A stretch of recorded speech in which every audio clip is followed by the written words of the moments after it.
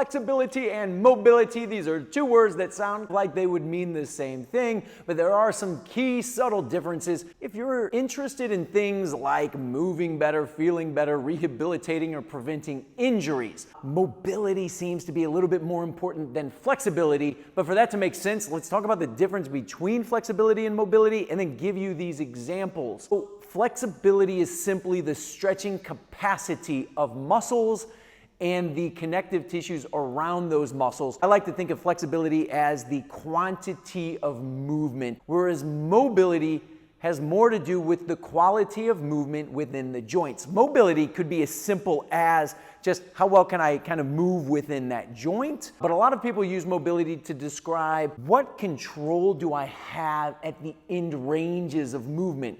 So let me give you a couple of examples. Somebody can be really flexible, meaning I can take my foot and I can put it behind my head, no problem. But then they stand on one leg and just try to do, something out here and they start to shake or wobble. They just don't have that good balance, meaning they can't control that flexibility that they have. The opposite of that, somebody like me, I don't have a crazy amount of flexibility. I cannot do the splits. This is about what I've got. I mean, I can't get much deeper than that. But I can control the range of motion that I do have, my allowable range. I can control it to that very end range. So that would be a good example of mobility. There are some circumstances where flexibility is not necessarily a good thing. More is not better. People that are too flexible have an increased risk for injuries. Stretching too much seems to interfere with our position sensors within our body, and stretching too frequently, too aggressively actually interferes with that, so you might lose out on some coordination. And finally, being too tight takes away from something called the fascial system slings. That is just the winding tissues up like a rubber band and then letting them fling us forward or propel us in the direction we're trying to go anyway. Here's a great example. If I am going to walk and I've got this leg behind me, well, it's gonna wanna go forward. That's where we wanna go. Now, if there's a certain degree of tension in the front of my hip thigh area here that's being stretched when this leg goes back, if there's a certain degree of tension, enough tension, not too much, because I wanna be able to get in that full range. If it's too tight, I'm not even gonna be able to get in a long stride that would be healthy and good for my hip anyway.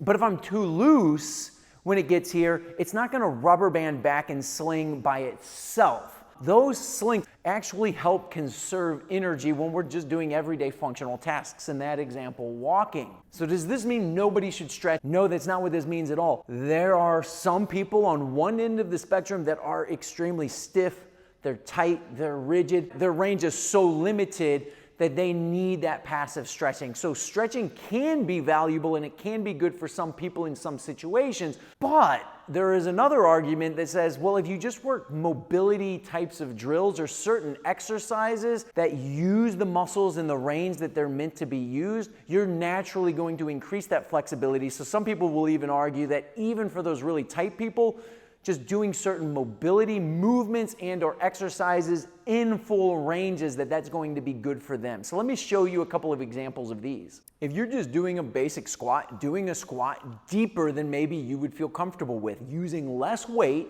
but going to a reasonable depth, assuming you do not have some kind of a hip, knee, or back injury that you're rehabilitating and you need to be aware of. Doing a deeper squat is going to naturally increase your mobility and your flexibility. Doing something called a Romanian deadlift. This isn't a great way this might be a better way to loosen up your hamstrings long term than just passively stretching your hamstrings.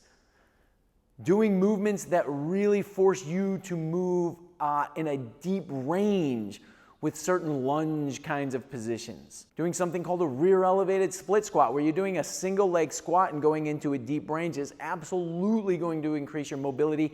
And with doing these for a while, you'll probably improve your flexibility as well. So these are just a few examples, a few things to consider and to think about. I hope you got something out of this video. If you did, give us the thumbs up, like it, and then of course, leave comments below. I'd be more than happy to answer your questions.